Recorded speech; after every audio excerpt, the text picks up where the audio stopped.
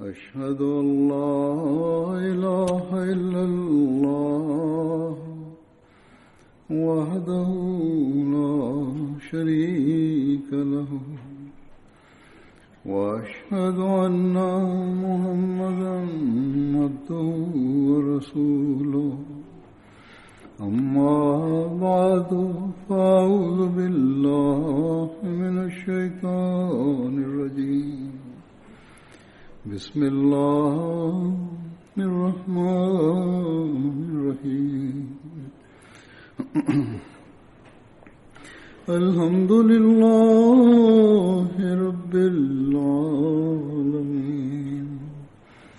الرحمن الرحيم مالك يوم الدين إياك نعبد وإياك نستعين اهدنا الصراط المستقيم صراط الذين أنعمت عليهم غير المغضوب عليهم ولا الضالين.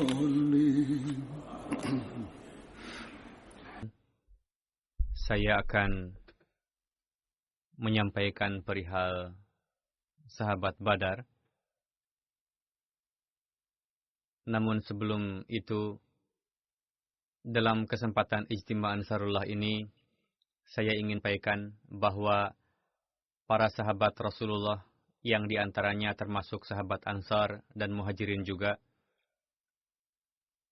ketika masuk Islam, mereka berhasil menciptakan perubahan suci dalam diri dan memperlihatkan teladan yang mengagumkan, yang mana tidak hanya pengorbanan, bahkan dalam standar tinggi ketakwaan, keikhlasan, dan kesetiaan. Begitu juga sebagian besar hadirin yang ada di sini saat ini adalah berusia Ansarullah. Selain Ansarullah, Anda juga adalah Muhajirin, yakni orang yang hijrah. Untuk itu, hendaknya senantiasa mengevaluasi diri, yakni sejauh mana kita dapat menerapkan contoh teladan para sahabat. Setelah pengantar ini, saya akan masuk kepada tema inti. Sahabat pertama yang akan saya sampaikan adalah Hadrat Nu'man atau Hadrat Nuaiman bin Amru. Diriwayatkan bahwa Hadrat Nu'man bernama Nu'man, sementara dalam riwayat lain bernama Nuaiman. Ayah beliau bernama Amru bin Rifa, dan bunda beliau bernama Fatimah binti Amru. Nama anak-anak Hadrat Nuaiman diantaranya Muhammad, Amir, Sabra, Lubaba, Kabsyah, Maryam, Ummi Habib, Amatullah, dan Hakimah. Menurut Ibnu Ishaq, Hadrat Nuaiman termasuk ke dalam 70 Ansar yang ikut serta pada Bai'at Aqabah kedua. Hadrat Nu'man ikut serta pada perang Badar, Uhud, Khandaq, dan seluruh peperangan lainnya bersama dengan Rasulullah Sallallahu Alaihi Wasallam. Dalam satu riwayat, Rasulullah bersabda,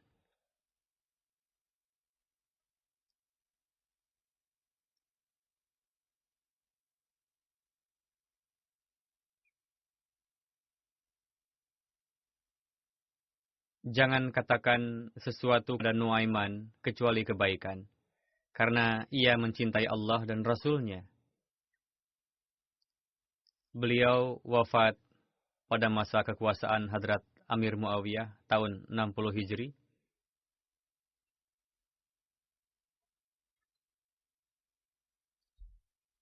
Hadrat Ummi Salma meriwayatkan, Busra yang merupakan kota tua terkenal di Syam, dan Rasulullah pernah tinggal di kota tersebut ketika melakukan perjalanan dagang ke Syam bersama paman beliau.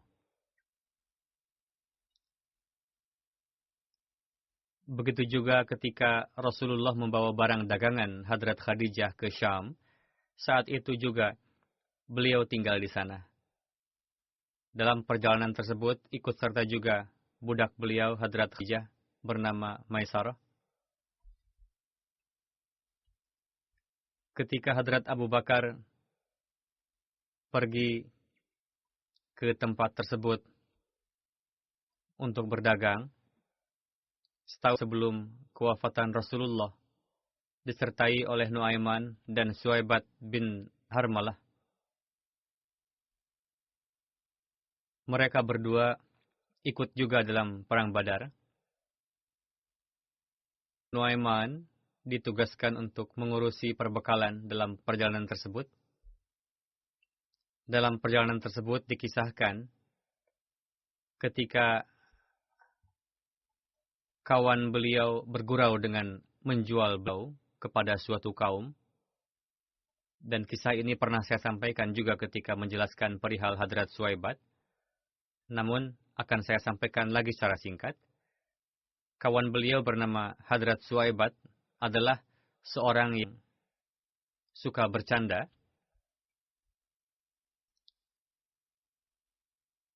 Bahkan dari beberapa riwayat dapat diketahui bahwa keduanya, yakni Hadrat Nu'man dan Hadrat Suaibat, sangat akrab dan suka bergaul. Hadrat Suaibat berkata kepada Hadrat Nu'man ketika safar, "Beri saya makanan." Hadrat Nuaiman menjawab, "Saya tidak akan berikan makan selama Hadrat Abu Bakar belum datang." Suaibat berkata, "Jika kamu tidak memberiku makan, maka aku akan mengatakan sesuatu yang membuat kamu marah." Perawi mengatakan, saat itu lewatlah suatu kaum di dekat Hadrat Suaibat. Suaibat berkata kepada kaum itu, "Maukah kalian membeli budak belian milikku?" Mungkin kisah ini disebutkan beberapa hari kemudian, atau ketika safar saat itu, atau beberapa saat kemudian. Kaum itu menjawab, "Ya, kami akan membelinya." Suaibat mengatakan, namun budak tersebut banyak bicara. Dia akan terus berkata bahwa ia merdeka, bukan budak. Jika ia mengatakan demikian pada kalian untuk meninggalkannya, jangan sampai kamu menyakiti budak belianku. Kaum itu menjawab, "Tidak, kami ingin membelinya darimu." Lalu kaum tersebut menukar Hadrat Nu'man dengan 10 unta betina. Lalu kaum tersebut pergi menemui Nuaiman, kemudian mengikatkan tali pada leher Nuaiman untuk dibawa. Nuaiman mengatakan, "Orang ini, yakni Suaibat, sedang bercanda dengan kalian. Saya merdeka, saya bukan budak." Kaum menjawab, "Orang itu, Suaibat, telah mengatakan perihalmu sebelumnya." Lalu kaum itu menyeret paksa Hadrat Nu'man. Ketika Hadrat Abu Bakar Siddiq datang, orang-orang menceritakan hal tersebut kepada beliau. Lalu Hadrat Abu Bakar mengejar kaum tadi, lalu mengembalikan unta-unta itu pada mereka, dan mengambil kembali Nuaiman. Perawi mengatakan, ketika para sahabat kembali kepada Rasulullah dan menceritakan kejadian tersebut kepada beliau, setelah mendengarnya, Rasulullah dan para sahabat tertawa.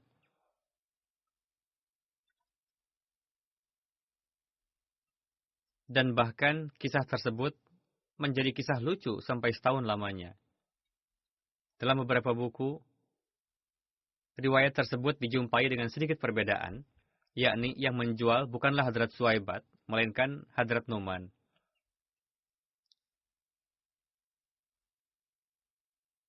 Berkenaan dengan Hadrat Nu'man, terdapat riwayat bahwa beliau pun memiliki sifat suka bergurau, sebagaimana tidak jarang Rasulullah dibuatnya tertawa ketika mendengarkan gurauan beliau. Rabi'ah bin Utsman meriwayatkan, suatu hari datang seorang badui, yakni orang dari desa datang menjumpai Rasulullah. Sebelum masuk masjid, itu mengikatkan untanya di halaman masjid. Beberapa sahabat berkata kepada Hadrat Nu'man, "Jika kamu menyembelih unta itu, maka kita bisa memakan dagingnya. Karena saat ini kita sangat ingin memakan daging." Dan pemilik unta ini adalah orang Badui. Ketika dia tahu untanya disembelih, maka ia akan meminta ganti kepada Rasulullah, dan Rasulullah akan menggantinya nanti. Perawi menuturkan, Hadrat Nu'man menuruti perkataan kawan-kawannya itu, lalu menyembelih untanya. Ketika orang Badui datang dan melihat keadaan untanya, ributlah ia dengan mengatakan, "Wahai Muhammad, untaku ada yang menyembelih." Rasulullah keluar dan bersabda, "Siapa yang melakukan ini?" Orang-orang mengatakan, "Nu'man." Lalu Rasul mencari Nu'man. Setelah menyembelih unta tadi, Nu'man pergi untuk bersembunyi. Rasulullah mendapati Nu'man tengah bersembunyi di rumah Hadrat Zubab binti Zubair bin Abdul Muttalib. Di tempat persembunyiannya ada seseorang yang mengarahkan jarinya ke arah tempat persembunyiannya sambil mengatakan, "Saya tidak melihatnya, wahai Rasul." Lalu Rasul memintanya keluar dan bersabda, "Kenapa kamu melakukan perbuatan ini?" Nu'man menjawab, "Wahai Rasulullah, orang-orang yang mengabarkan perihalku kepada Tuan, mereka jugalah yang telah memujuk saya untuk melakukannya dan mengatakan bahwa Rasulullah akan membayar ganti ruginya nanti." Mendengar itu, Rasulullah menyentuh wajah Nu'man dengan tangan beliau dan tersenyum.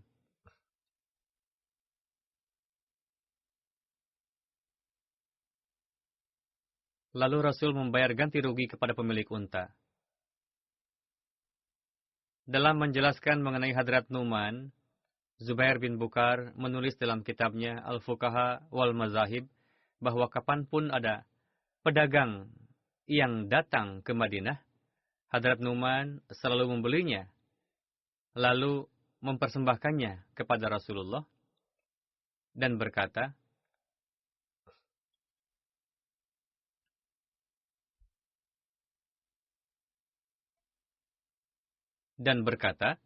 "Saya persembahkan hadiah ini kepada Tuan."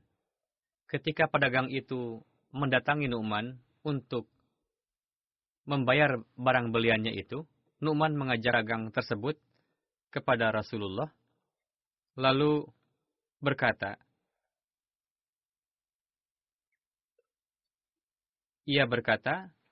"Wahai Rasul, mohon kiranya Tuan membayar barang yang telah saya beli dan dipersembahkan kepada Tuan tadi." Rasul bersabda, "Bukankah kamu telah menghadiahkan ini kepada saya?" Nu'man menjawab, "Demi Tuhan, saya tidak punya uang untuk membayarnya tadi. Padahal saya sangat ingin supaya Tuan dapat menikmatinya. Apakah itu makanan ataupun suatu barang?" Mendengar itu, Rasul tersenyum, lalu membayarkannya. Sungguh unik jalinan kasih sayang dan keakraban yang terjalin antara beliau-beliau. Bukan jalinan yang kaku. Sahabat berikutnya adalah Hadrat Khubayb bin Isaf. Beliau berasal dari Ansar kabilah Khazraj, ranting Banu Jusham. Menurut riwayat lainnya, Hadrat Khubayb juga bernama Habib bin Yusaf. Ayahanda beliau bernama Isaf, dan menurut riwayat lain, Yusaf. Kakek beliau bernama Itwa, dan riwayat lain, Inava. Ibunda beliau bernama Salma binti Masud. Di antara anak beliau, salah satunya bernama Abu Kathir, yang bernama asli Abdullah, yang terlahir dari perut Jamilah binti Abdah bin Ubay bin Sulul. Anak kedua bernama Abdurrahman, yang terlahir dari Ummi Walid. Satu putri beliau bernama Unaisah terlahir dari perut Zainab binti Qais. Pasca kewafatan Hadrat Abu Bakar Siddiq, Hadrat Khubaib menikahi janda Hadrat Abu Bakar yang bernama Khubaibah binti Kharjah. Ketika hijrah ke Madinah, memang Hadrat Khubaib belum baiat. Meskipun demikian, beliau mendapatkan kemuliaan untuk mengkhidmati para muhajirin pada saat hijrah.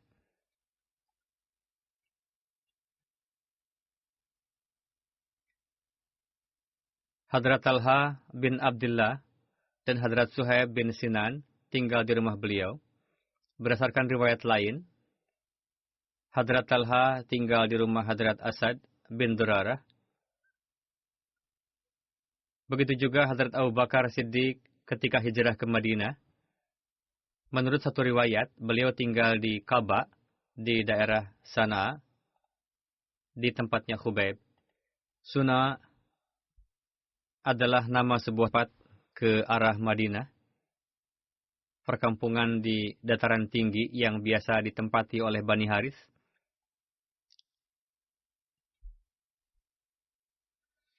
Berdasarkan riwayat lainnya, Hadrat Abu Bakar tinggal di rumah Hadrat Kharjah bin Zaid.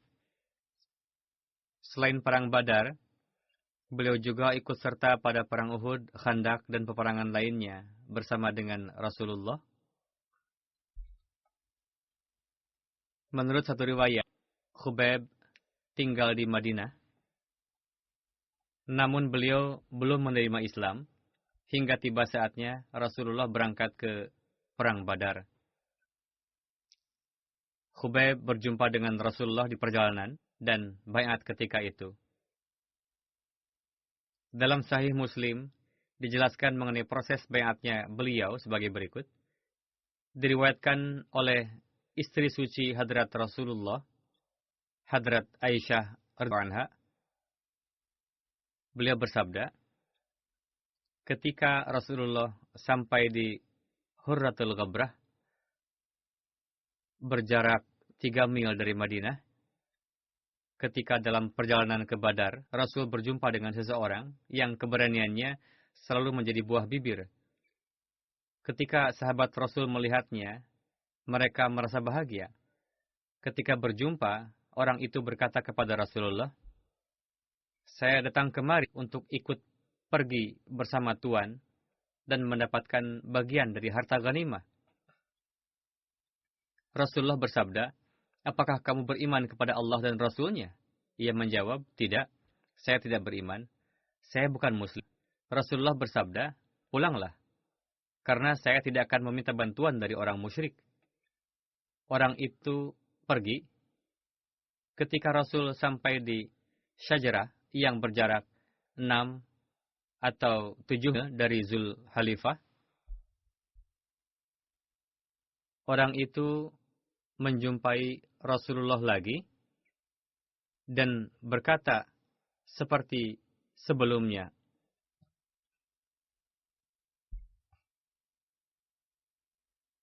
Rasulullah pun memberikan jawaban yang sama kepadanya. Rasulullah bersabda, "Pulanglah, saya tidak akan meminta bantuan dari orang musyrik." Lalu orang itu kembali.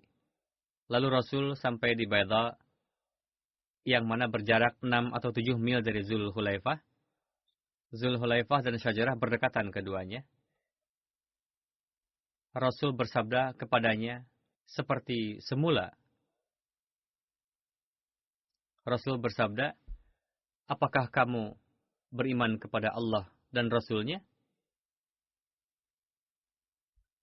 Ia berkata, "Ya." Rasul bersabda, "Kalau begitu, sekarang kamu bisa ikut dengan kami." Berkenaan dengan riwayat tersebut, dikatakan bahwa orang yang dimaksud itu adalah Hadrat Khubaib.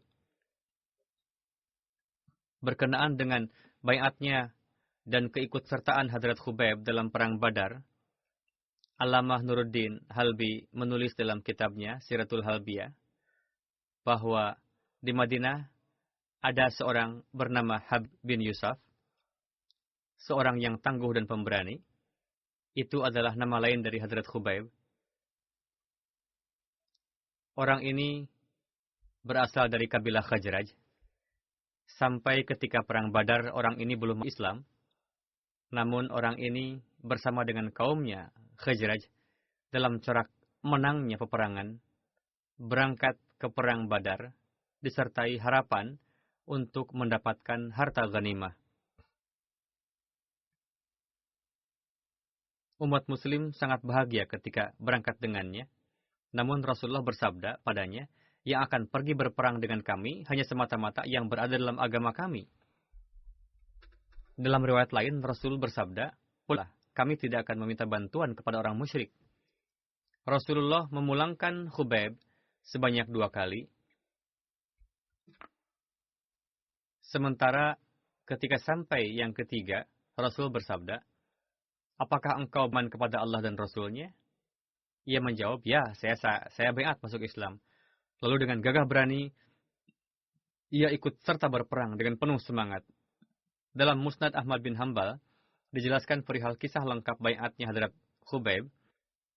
Saya dan salah seorang dari antara kaum kami datang menjumpai Rasulullah yang tengah melakukan persiapan untuk berperang. Saat itu, kami belum baiat. Kami bertanya, kami merasa sangat malu. Karena ketika kaum kami pergi untuk berperang, namun kami tidak ikut serta bersama dengan mereka. Rasul bersabda, apakah kalian berdua telah menerima Islam? Kami menjawab, tidak. Rasul bersabda, kami tidak akan meminta bantuan kepada orang musyrik ketika berperang melawan orang musyrik. Hazrat Khubayb mengatakan, lalu kami baiat masuk Islam dan ikut serta bersama dengan Rasulullah pada perang tersebut. Saya telah membunuh seorang musuh dalam perang tersebut dan dia melukai saya. Kemudian setelah saya menikahi putri dari orang yang telah saya bunuh itu, istri saya selalu mengatakan, kamu tidak akan dapat melupakan pria yang telah melukaimu ini. Lalu saya meresponnya dengan mengatakan, kamu tidak akan dapat melupakan pria yang telah mengirimkan ayahmu ke dalam api dengan cepat. Pada perang Badar, Hadrat Khubayb bin Asaf berhasil membunuh pemimpin Mekah Quraisy Umayyah bin Khalaf, yang mana kisah singkatnya tanpa menyebutkan nama yang terbunuh tadi dalam riwayat Musnad Ahmad bin Hanbal, yakni kisah yang menikah tadi. Dalam menjelaskan kisah lengkapnya, Allamah Nuruddin Halbi menerangkan dalam kitabnya Sirat Halbiyah bahwa Hadrat Abdurrahman bin Auf meriwayatkan, pada saat perang Badar, saya berjumpa dengan Umayyah bin Khalaf. Ia adalah kawan saya pada masa jahiliyah. Umayyah disertai oleh anaknya Ali yang memegang tangan ayahnya. Ali termasuk di antara Muslim yang baiat sebelum Rasulullah hijrah dari Mekah.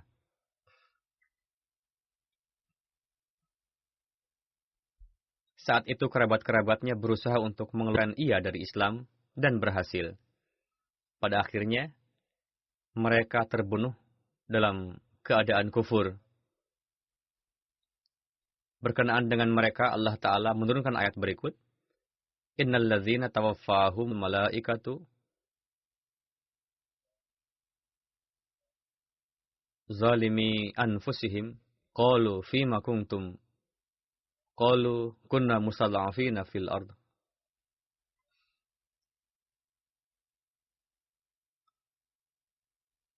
Sesungguhnya orang-orang yang diwafatkan malaikat dalam keadaan menganiaya diri sendiri, kepada mereka malaikat bertanya, dalam keadaan bagaimana kamu ini? Mereka menjawab, adalah kami orang-orang yang tertindas di negeri. Walhasil, orang-orang tersebut diantaranya Harithah bin Rabi'ah, Abu Qais bin Faqih, Abu Qais bin Walid, As bin Anbah, dan Ali bin Umayyah. Allamah Nuruddin Halbi menulis, tertulis dalam kitab Sirat Hishamiyah bahwa ketika mereka menerima Islam, Rasulullah tengah berada di Mekah. Ketika Rasulullah hijrah ke Madinah, sesepuh dan kerabat mereka menahan mereka di Mekah dan memasukkan mereka ke dalam ujian yang sebagai akibatnya mereka mengalami kekisruhan lalu berpaling dari Islam. Lalu pada saat perang Badar, mereka berangkat bersama kaumnya dan kesemuanya terbunuh saat itu. Dari latar belakang ini dapat diketahui bahwa mereka tidaklah berpaling dari agamanya sebelum hijrah Rasulullah. Padahal dari kisah riwayat pertama, dapat diketahui bahwa mereka telah kembali kafir sebelum hijrahnya Rasulullah dari Makkah. Hadrat Abdurrahman meriwayatkan, saat itu saya memiliki banyak baju perang yang saya bawa. Ini beliau tengah mengisahkan ketika perang. Ketika Umayyah melihat saya, ia memanggil saya dengan nama saya ketika jahiliyah, yakni, "Wahai Abdu Amru." Saya tidak menjawabnya, karena ketika Rasulullah memberikan nama Abdurrahman kepada saya, Rasulullah bersabda, "Apakah kamu menyukai untuk melepaskan nama yang telah diberikan oleh leluhurmu?" Saya jawab, "Ya." Lalu Umayyah berkata, "Saya tidak mengenal Rahman." Ketika Umayyah memanggil dengan nama saya, yakni Abdurrahman, lalu saya menyautnya. Ketika Umayyah memanggilnya dengan nama lamanya, ia faham bahwa yang dipanggil adalah dirinya. Namun ia tidak merespon panggilan itu karena yang memanggil itu memanggilnya dengan menyebutkan nama berhala. Bersamaan dengan itu ada kemungkinan besar bahwa beliau tidak menyadari siapa yang dipanggil, karena nama itu telah ditinggalkan sudah sejak lama. Kemudian ketika Umayyah memanggilnya dengan nama barunya, beliau baru faham bahwa ialah yang dipanggil, lalu menjawabnya dan memberikan perhatian kepada Umayyah. Lalu Umayyah berkata kepada beliau, "Jika aku memiliki hak atas kamu, maka aku lebih baik bagimu dari baju-baju besi yang kamu bawa itu." Kedua orang ini adalah kawan lama. Ia mengungkit lagi persahabatan lamanya, yang merupakan cara untuk menyelamatkan diri, karena si pada saat itu telah kalah, dan ia merasa berhak untuk mengatakan bahwa ia lebih baik dari baju besi itu. "Tolong bantu saya." Lalu beliau menjawab, "Baiklah." Lalu saya meletakkan baju besi di bawah, dan memegang tangan Umayyah dan Ali. Umayyah berkata, "Seumur hidupku, aku tidak pernah melihat seperti yang terjadi pada hari ini, pada saat Perang Badar." Ia bertanya, "Siapa di antara kalian yang di dadanya terpasang sayap burung unta?" Saya jawab, "Hamzah bin Abdul Muttalib." Umayyah berkata, "Apakah semua ini karena dia?" Karena beliaulah kondisi kita begini saat ini.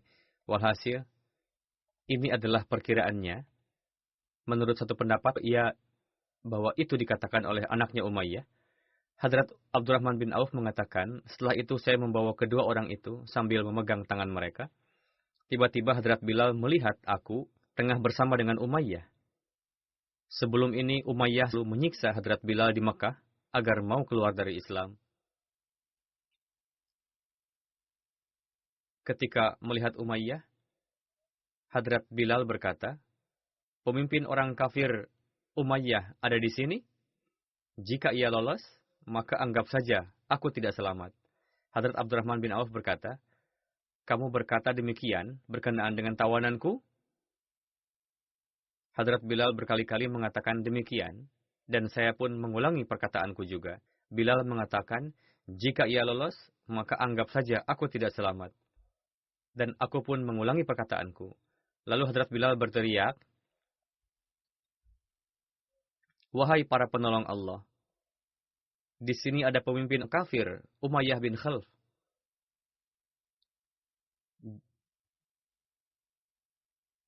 Jika ia lolos, maka anggap saja aku tidak selamat." Ketika mendengar seruan itu, para Ansar datang, mereka mengepung kami, lalu Hadrat Bilal menarik pedang dan menyerang anaknya Umayyah, sehingga tumbanglah anaknya. Karena takut, Umayyah berteriak keras, yang mana saya tidak pernah mendengar teriakan seperti itu.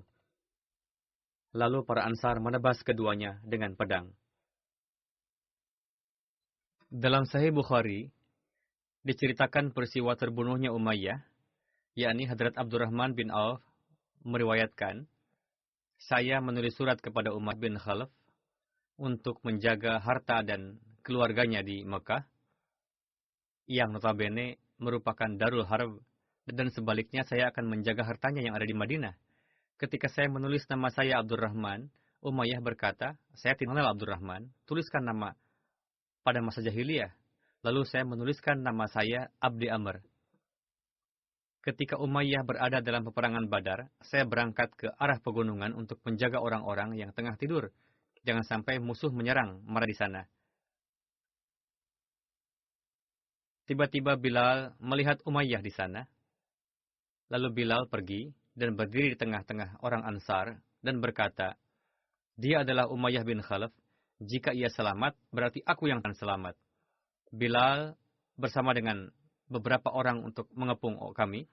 Kami khawatir mereka akan menemukan kami. Nampaknya sudah ada perbincangan sampai saat itu antara Hadrat Abdurrahman dan Umayyah.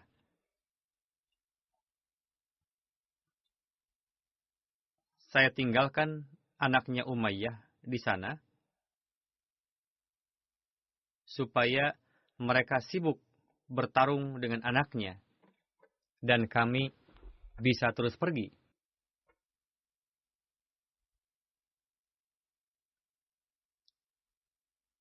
Mereka pun membunuh anaknya.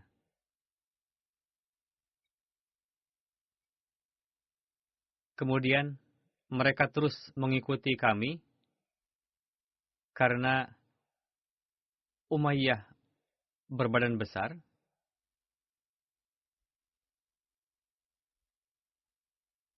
Sehingga tidak dapat bergerak dengan gesit. Akhirnya ketika mereka mendapati kami, saya katakan kepada Umayyah, duduklah. Lalu duduklah ia. Aku berusaha menyelamatkan Umayyah, namun mereka menyelinapkan pedang dari bawahku, hingga mereka membunuhnya. Bahkan kakiku timpa pedang salah seorang dari mereka. Perawi Ibrahim mengatakan, Hadrat Abdurrahman bin Auf memperlihatkan bekas di bagian bawah kaki beliau karena kejadian itu. Perihal siapa yang membunuh anak Umayyah, berkenaan dengan itu masyhur bahwa salah seorang dari kabilah Ansar Banu Ma'zan membunuh Umayyah. Ibnu Hisham mengatakan bahwa Umayyah dibunuh oleh Hadrat Mu'az bin Afra, Kharjah bin Zaid, dan Khubayb bin Usaf. Sahabat yang tengah dibahas pada saat ini termasuk salah satunya. Dikisahkan juga bahwa Hadrat Bilal yang membunuhnya. Pada hakikatnya, semua sahabat itu ikut serta membunuh Umayyah. Hadrat Bilal menumbangkan putra Umayyah, Ali, setelah itu Ammar bin Yasir membunuhnya.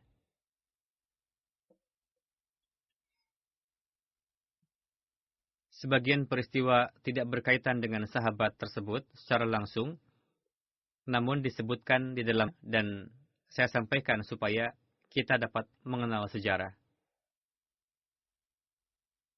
Khubayb bin Abdurrahman meriwayatkan, kakek saya, Hadrat Khubayb, mengalami luka ketika perang Badar yang mengakibatkan patahnya tulang rusuk beliau. Lalu Rasul mengoleskan air liur beberkat beliau ke atas luka itu dan memperbaiki posisi tulang yang telah patah tadi. Sehingga Hadrat Khubayb dapat berjalan lagi. Dalam riwayat lain jelaskan, Hadrat Khubayb meriwayatkan, ketika perang, pundak saya mengalami luka yang merasuk sampai ke perut yang mengakibatkan tanganku terkulai. Lalu, saya hadir ke hadapan Rasulullah. Rasul mengoleskan air liur beberkat beliau di atas luka, lalu menyambungkannya. Sehingga saya dapat sembuh lagi dan luka saya pun membaik. Berkenaan dengan kewafatan beliau, menurut satu riwayat, beliau wafat pada masa kekhalifahan Hadrat Umar. Sedangkan riwayat lain mengatakan bahwa beliau wafat pada masa Hadrat Utsman. Semoga Allah Ta'ala meninggikan derajat para sahabat. Amin. Sekarang saya akan menyampaikan mengenai 3 orang yang wafat dan saya juga akan memimpin salat jenazahnya setelah salat Jumat nanti. Salah satunya adalah Nyonya Rashidah Begum, istri Tuan Said Muhammad Sarwar dari Rabwah yang wafat pada tanggal 24 Agustus di usia 74 tahun. Innalillahi wa inna ilaihi raji'un. Nenek moyang beliau hijrah dari Arkot, Kashmir ke Pakistan. Ayah beliau, Tuan Din Muhammad yang bekerja di kereta api, wafat ketika beliau berusia 5 tahun. Setelah itu, ibu beliau dengan penuh semangat dan kerja keras merawat putra-putri seorang diri. Ahmadiyah masuk ke dalam keluarga almarhumah melalui perantaraan kakek beliau, Tuan Fateh Muhammad yang pergi ke Kadian dan mendapatkan taufik baiat melalui perantaraan sahabat Hadrat Masih Maud alaihissalam, Hadrat Qazi Muhammad Akbar. Pada tahun 1894, setelah melihat tanda gerhana bulan dan matahari, Tuan Qazi lalu memberitahukan kepada orang-orang di keluarga dan lingkungan beliau bahwa dengan tanda ini diketahui bahwa Imam Mahdi alaihissalam telah datang. Beliau mempunyai hubungan kekerabatan dengan Hadrat Qazi Muhammad Akbar, dan melalui perantaraan Hadrat Qazi Muhammad Akbar juga, Ahmadiyah sampai kepada beliau, lalu baiat dengan perantaraan Hadrat Qazi Muhammad Akbar. Salah seorang putra almarhumah, Tuan Muhammad Zakaria adalah seorang mubalik di Liberia. Beliau mengatakan bahwa ibu saya sangat dawa membayar candah-candah dan sangat memperhatikannya, dan selalu menanyakan apakah candah saya sudah dibayar ataukah belum. Dan selain itu, beliau sangat memberikan perhatian terhadap tarbiyat anak-anak. Beliau tidak mengizinkan anak-anak beliau keluar rumah tanpa keperluan yang penting, sehingga anak-anak tidak biasa keluyuran atau pergi keluar dan terjerumus ke dalam kebiasaan-kebiasaan buruk. Ketika di usia anak-anak, ibu menyuruh kami untuk melaksanakan salat secara berjamaah di masjid, secara khusus membangunkan kami di waktu salat subuh. Ibu memberikan peranan yang besar dalam menyuruh anak-anak pergi ke masjid, dan beliau tidak merasa tenang selama kami belum pergi ke masjid. Beliau memiliki hubungan kecintaan dan kesetiaan yang tinggi terhadap khilafat. Beliau mendengarkan khutbah dengan penuh perhatian dan menuliskan poin-poinnya, lalu mendiskusikannya dengan anak-anak beliau.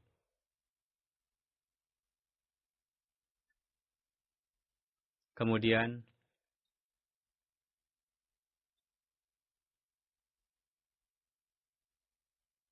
putri tertua almarhumah mengatakan, hingga akhir hayatnya, beliau sangat memperhatikan salat, dan beliau melaksanakan salat dengan begitu lama. Beliau tidak membiarkan rasa sakitnya menjadi penghalang. Lalu setelah salat, kondisi beliau memburuk, dibawa ke rumah sakit, namun dikarenakan serangan jantung, beliau berpulang ke rahmatullah. Dengan karunia Allah Ta'ala, beliau seorang musiah 1/8. Kelima anaknya mendapatkan taufik menghidupkan agama sebagai wakaf zindagi. 2 putra beliau, Tuan Muhammad Hussein Tabassum dan Tuan Muhammad Mumin, mendapatkan taufik berkhidmat sebagai muallim wakaf jadi di Rabwah. 2 putra lainnya, Tuan Zafar dan Tuan Zakaria, berkhidmat sebagai mubalik, dan 1 orang putra lainnya, Tuan Asif, yang adalah wakfinau, berkhidmat di Khilafat Library pada bagian Computer Section. Sebagaimana yang telah saya sampaikan, Tuan Muhammad Zakaria bertugas sebagai mubalik di Libya dan tidak bisa datang pada saat kewafatan ibunda beliau. Beliau pun memperlihatkan contoh kesabaran yang luar biasa dan senantiasa melaksanakan tugas-tugas beliau di luar negeri, meskipun ibu beliau sakit, dan tidak pernah mengungkapkan bahwa saya tidak bisa melaksanakan tugas-tugas saya.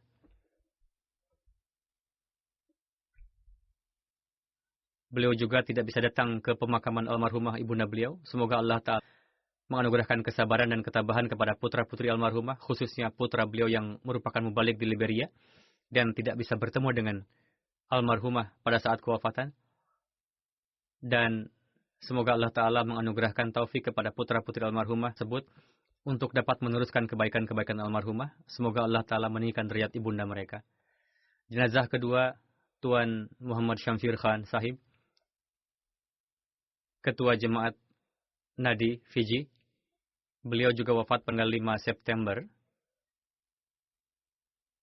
Innalillahi wa inna ilaihi raji'un. Beliau lahir pada tahun 52 dan beliau bersama almarhum ayah beliau baiat bergabung dalam Jemaat Ahmadiyah dari Jemaat Lahore. Sebelumnya beliau seorang pegami, yakni Jemaat Lahori. Di Fiji banyak sekali orang-orang dari Jemaat Lahori. Singkat cerita, pada tahun 62 beliau baiat menjadi Ahmadi bersama dengan ayah beliau. Awalnya tidak baiat kepada khilafat, kemudian baiat kepada khilafat. Beliau adalah termasuk anggota awalin Jemaat Fiji. Dengan karunia Allah Ta'ala beliau dapatkan taufik berkhidmat di jemaat dalam waktu yang lama. Beliau memiliki peranan penting dalam pembangunan masjid-masjid di Jemaat Ahmadiyah Maru, Sawa, dan Lautoka. Beliau mendapatkan taufik berkhidmat sebagai ketua Jemaat Nadi dari tahun 2010 hingga wafat. Beliau berkhidmat sebagai sekretaris Isyaat Nasional dalam waktu yang lama. Dengan karunia Allah Ta'ala, dari sisi duniawi pun, beliau sangat terpandang. Namun beliau selalu mengutamakan pekerjaan-pekerjaan jemaat di atas semua pekerjaan lainnya. Selain sebagai ketua jemaat dan sekretaris Isyaat Nasional, beliau juga sebagai manajer di Sekolah Dasar Muslim Retuka. Beliau adalah sosok yang sangat mukhlis, sangat cintai dan taat terhadap khilafat. Di antara keluarga yang ditinggalkan, antara lain istri beliau Nyonya Razia Khan dan putri beliau Nadia Nafisa. Semoga Allah Ta'ala memberikan rahmat dan ampunannya kepada beliau dan anak-anak keturunan beliau. Diberikan taufik untuk dapat meneruskan kebaikan-kebaikan almarhum. Jenazah ketiga, Nyonya Fatimah Muhammad Mustafa dari Norwegia. Beliau berasal dari Kurdistan. Beliau pada 13 Juni tetapi biodata beliau dikirimkan terlambat, sehingga salat jenazahnya baru dilaksanakan sekarang. Beliau wafat pada usia 88 tahun. Innalillahi wa inna ilaihi raji'un. Beliau mendapatkan taufik untuk baiat pada tahun 2014. Di antara yang tinggalkan, antara lain 3 orang putri dan 5 orang putra. Di antara mereka hanya seorang putri yang menjadi Ahmadi, yaitu Nyonya Berry Van Muhammad Said, dan saat ini tinggal di Norwegia. Putri beliau tersebut mengatakan, pada tahun 99, saya datang ke Norwegia. Di sana saya harus menghadapi kondisi yang sangat sulit. Oleh karena itu, ibu saya pindah dari Kurdistan ke Norwegia untuk membantu saya. Ibu saya meskipun tidak berpendidikan, namun beliau banyak hafal ayat-ayat Al-Quran dan hadis-hadis. Beliau sedemikian rupa menyenangi baca tulis sehingga di usia lebih dari 40 tahun beliau dengan sangat rajin belajar baca tulis. Dalam hidup beliau, pekerjaan yang paling penting adalah melaksanakan salat pada waktunya. Demikian juga beliau banyak perasa dan seringkali mengatakan bahwa saya berpuasa atas nama orang-orang yang tidak mampu untuk berpuasa. Beliau sangat senang menolong orang lain, sehingga di Irak terkadang beliau melakukan perjalanan sejauh 50 mil bersama dengan para wanita yang tidak mendapatkan pengobatan, dan beliau membantu mereka secara finansial. Pada saat kewafatan beliau, saya menerima surat-surat dari puluhan orang yang berasal dari berbagai negara, dan khususnya para saudari Ahmadi Pakistani. Sambil menangis, mereka mengungkapkan bahwa ibu saya memiliki hubungan kecintaan yang khusus dengan mereka. Sejak lahir, saya tinggal bersama dengan ibu saya dan berkesempatan melihat keluhuran akhlak beliau. Beliau tidak pernah menyimpan di dalam hati beliau suatu hal yang negatif mengenai seseorang. Beliau selalu bersedia memaafkan kesalahan-kesalahan yang besar sekalipun. Sejak kecil kepada kami telah diajarkan untuk berkata jujur, meskipun itu bertentangan dengan diri kami sendiri. Beliau juga selalu berkata, jika mata atau tangan kalian berbuat salah, maka kalian harus memiliki keberanian untuk mengatakan bahwa mata atau tangan saya telah melakukan kesalahan.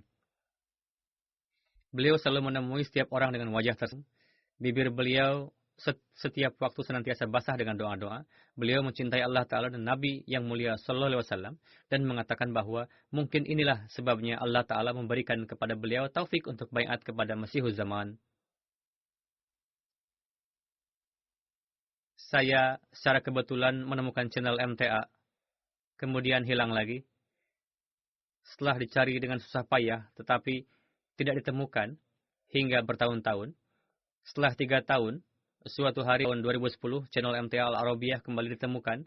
Saya langsung berteriak di rumah dan memanggil ibu saya memberitahukan bahwa channel MTA telah ditemukan lagi.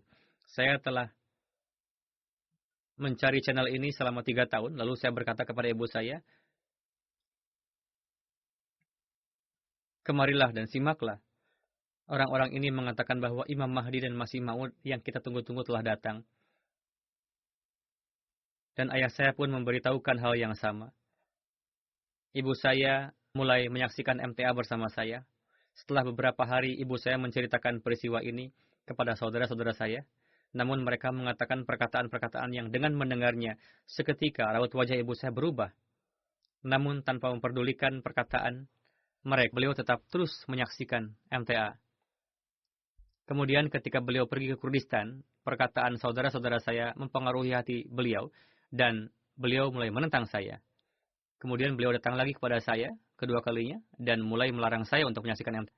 Singkatnya, ketika saya baiat, maka keadaan menjadi semakin kacau, dan orang-orang mengatakan kepada ibu saya bahwa anak kamu telah kafir.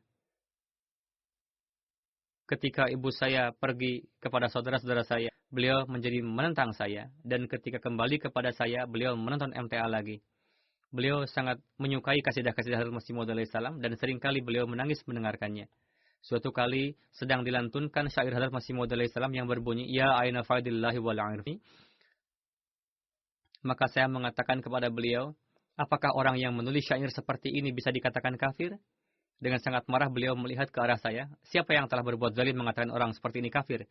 Maka saya mengatakan kepada beliau, anak-anak ibu juga termasuk di antara saya yang mengatakan kafir. Mendengar ini beliau terdiam. Kemudian saya berkata kepada ibu saya, ibu dikenal dengan keimanan ibu yang kuat. Lantas kepada siapa ibu takut? Apakah kepada Allah atau kepada anak-anak ibu?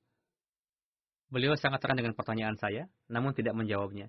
Di malam itu, ibu memanggil saya dan mengatakan, teleponlah markaz jemaat dan sampaikan bahwa saya ingin baiat. Saya katakan kepada beliau, fikirkan dan merenungkanlah lagi, supaya langkah menjadi teguh. Sepanjang malam beliau merenung dan berdoa, dan ketika bangun di pagi hari beliau langsung mengatakan, saya telah memutuskan bahwa saya ingin baiat. Pada tahun 2016 beliau mendapatkan kesempatan untuk bertemu dengan saya, yakni huzur. Beliau sangat senang bisa bertemu dengan Khalifah Abu Bakar dan menceritakan ini kepada setiap orang. Beliau juga memiliki hubungan kesetiaan yang sangat kuat dengan khilafat. Semoga Allah Ta'ala memberikan rahmat dan ampunan kepada beliau, meningkatkan derajat beliau. Semoga Allah Ta'ala juga menguatkan iman putri beliau dan anak-anaknya, dan anak keturunan almarhum yang lain yang belum menjadi Ahmadi. Semoga Allah Ta'ala juga membukakan hati mereka, dan doa-doa almarhum untuk mereka dikabulkan.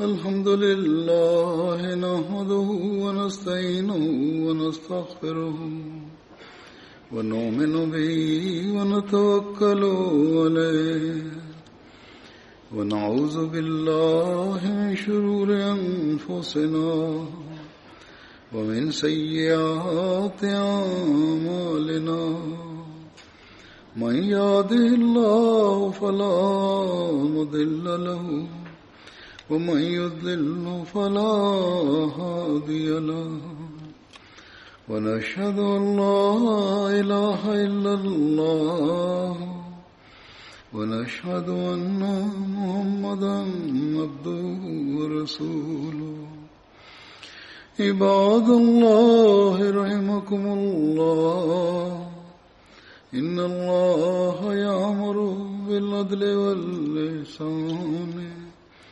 وإيتاء ذي القربى وينهى عن الفحشاء والمنكر والبغي يعظكم لعلكم تذكرون اذكروا الله يذكركم وادعوه يستجب لكم ولذكر الله أكبر